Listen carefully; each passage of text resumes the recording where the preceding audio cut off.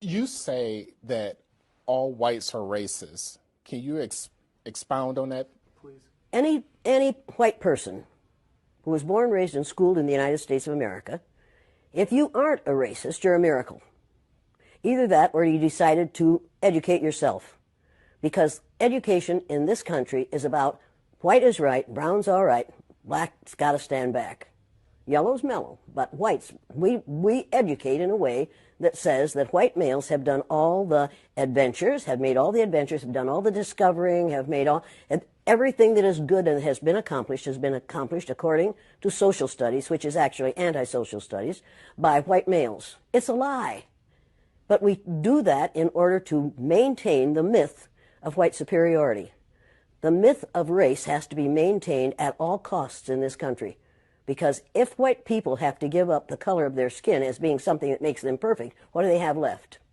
If we start teaching the truth about history, if we start teaching about Nile Valley contributions to civilization, it will totally change the way we conduct ourselves in the classroom.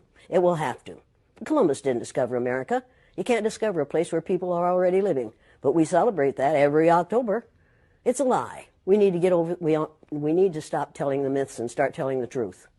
So when you tell people that they're racist, and it must have some kind of effect, because most people will say, I'm not racist. I'm not a racist. Why, some of my best friends are black. Right. Yeah, and then you say, name one.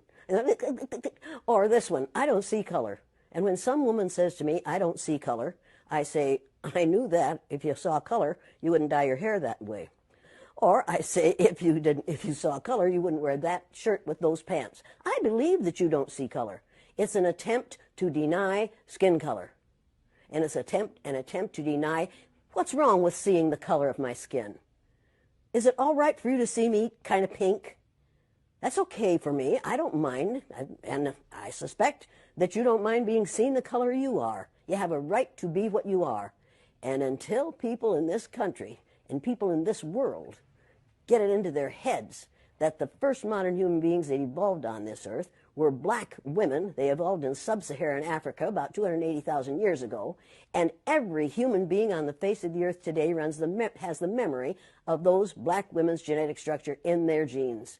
Now, we don't want to admit that, but that's the way it is. And as people moved farther and farther from the equator, their bodies produced less and less melanin, so their hair, their skin, and their eyes got lighter. As they moved into the east, they ate a lot of fish and a lot of vegetables, so their skin took on a different tone.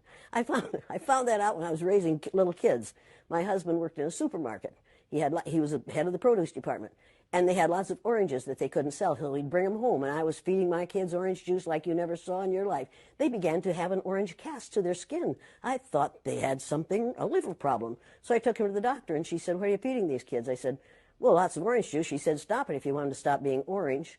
Now, if you think that skin color isn't anything other than the body's natural reaction to the natural environment, get over it.